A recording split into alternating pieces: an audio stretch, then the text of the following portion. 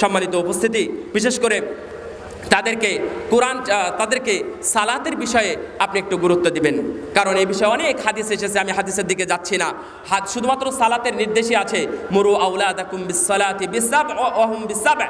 তারা যখন 7 বছর বয়সে তাদেরকে নির্দেশ দাও তারা যেন সালাত আদায় করে। 10 বছর হলে তাদের উপর কঠোরতা আরোপ করো, প্রয়োজনে মৃদু প্রহার করো, তারপরেও তাদেরকে সালাত আদায় করাও। সালাতের প্রতি তুমি সালাতের জন্য তাদেরকে প্র্যাকটিস করাও।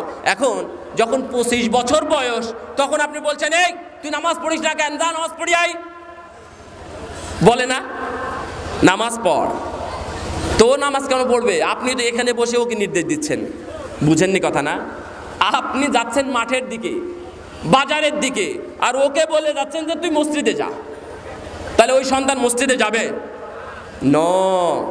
নিয়ম হলো সন্তান যখন 7 বছর হবে তখন থেকে তার এই আঙ্গুল ধরে হাত ধরে মসজিদের দিকে নিয়ে যাবেন। তবেই আপনার সন্তান সালাত শিখবে, তবেই সে মসজিদ চিনবে। আপনার সন্তান পার্কের রাস্তা ঠিক চিনে, আপনার রাস্তা এই ধরনের। এখানেও আমার মনে হয় অনেক মানুষ আছে, অনেক পরহেজগার ভাইরাও আছে, আল্লাহ রাব্বুল আলামিন তাদেরকে কবুল করুন, দোয়া করি।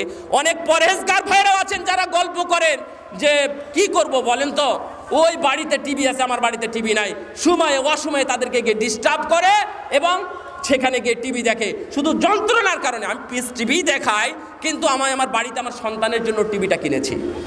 আপনার সন্তান ওই টিভিওয়ালা বাড়ি চিনে, আপনার সন্তান পার্কের রাস্তা চিনে, আপনার সন্তান সিনেমা হলের রাস্তা চিনে, আপনার সন্তান রসগোল্লা খাওয়ার জন্য বাজারের রাস্তা চিনে, কিন্তু মুসল্লির জন্য সালাতের জন্য সে মসজিদের রাস্তা চিনতে পারেনি।